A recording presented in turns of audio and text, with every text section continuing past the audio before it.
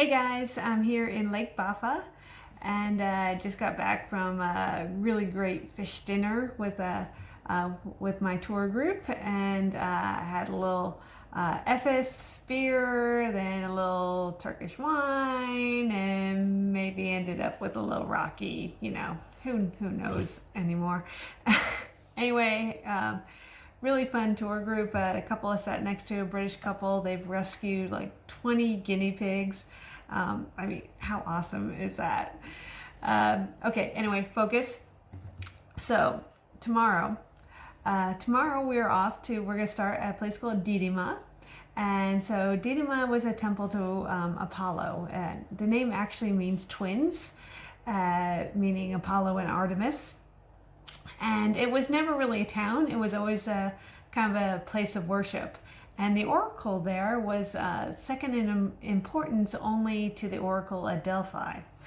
And the temple to Apollo was enormous. It had like 122 columns. It was built in the 6th century BCE and was second largest in the ancient world, and really only second to the temple to Artemis at Ephesus, which is one of the 7 ancient wonders of the world. After that, then we are heading to a place called Priene. So Priene dates to around 450 BCE. And so what's unusual about Priene is it was never really colonized by the Romans. So it was always a Hellenistic city, and it's one of the most complete Hellenistic cities ever found. And so after that, then we're heading to the town of Seljuk.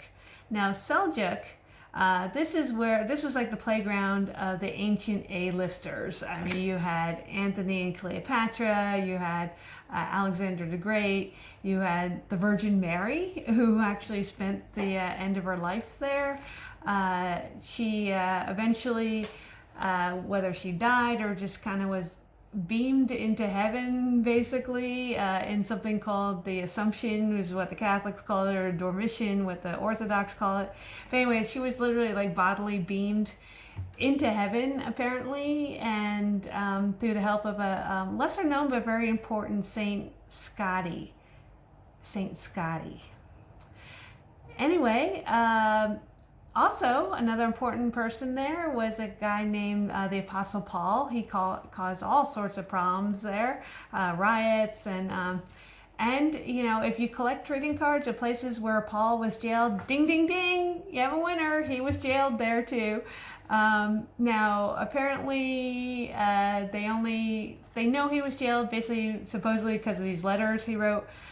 Personally, I think it's because of the graffiti they found in the jail, which kind of looks like this, but whatever. Anyway, so that's what's on the menu for tomorrow, and I'll see you then. Bye.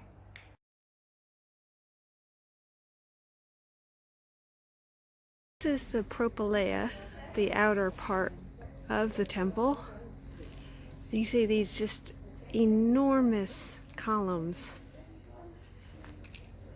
So this entire temple would have had over 100 columns. And it was funded by Alexander and Croesus and Augustus. It was almost never completely finished because those people all lived hundreds of years from each other. And so think of it as La Sagrada Familia of temples.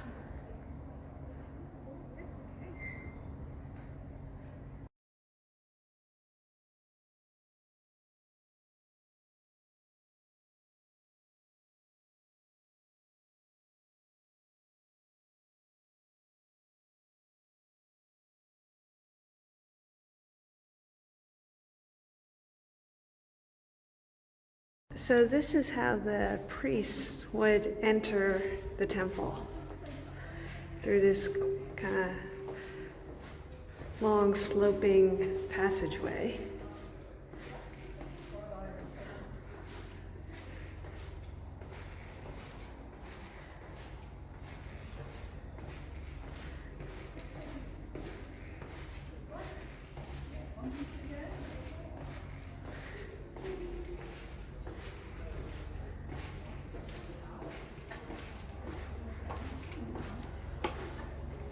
And then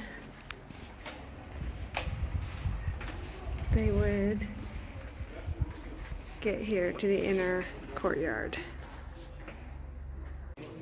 This is the inner courtyard of the Temple of Apollo.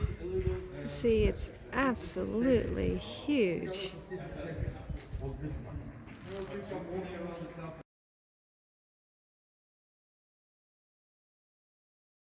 So you see all these blocks here would have once been way up on the top here.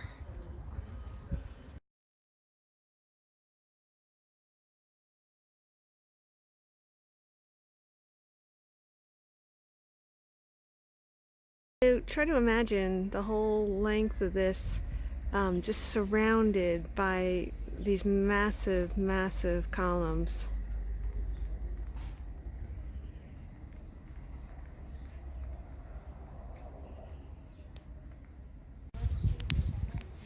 So this is a collapsed column. Just to give you a sense of size.